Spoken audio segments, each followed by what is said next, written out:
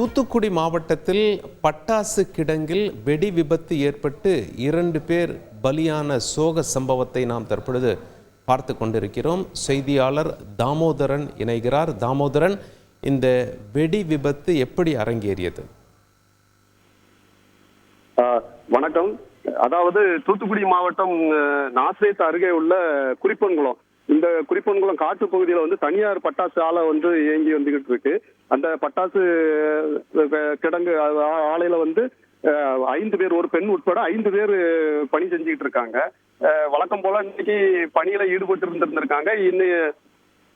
இன்று சாயங்காலம் வந்து 5 பேரும் பணி செஞ்சுக்கிட்டு இருக்கும் போது திடீரென பட்டாசு வெடிச்சிருக்கு. அது எதனால வெடிச்சிருக்குன்னு இப்போ இது பண்ணிக்கிட்டு இருக்காங்க, ஆய்வு பண்ணிக்கிட்டு இருக்காங்க. பட்டாசு வெடிச்சதுல அந்த பட்டாசு குடோனே தரமட்டமானது.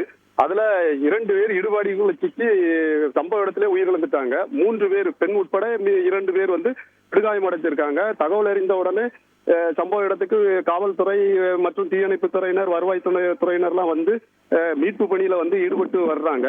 இப்போ காயம்பட்டவங்கள ஆஸ்பத்திரியில அட்மிட் பண்ணியாச்சு.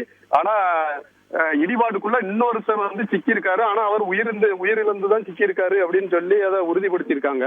அத வந்து இப்ப ஜேசிபி இயந்திரம் மூலம் அந்த தரைமட்டமான அந்த பட்டாசு குடோனை வந்து நீக்கி அதுல இருக்கிற உயிரிழந்தவரை வந்து மீட்பு பணியில ஈடுபட்டு வர்றாங்க. உங்களுடைய தகவல்களுக்கு நன்றி தாமோதர். செய்திகளை உடனுக்குடன் தெரிந்து கொள்ள உடனே சப்ஸ்கிரைப் பண்ணுங்க.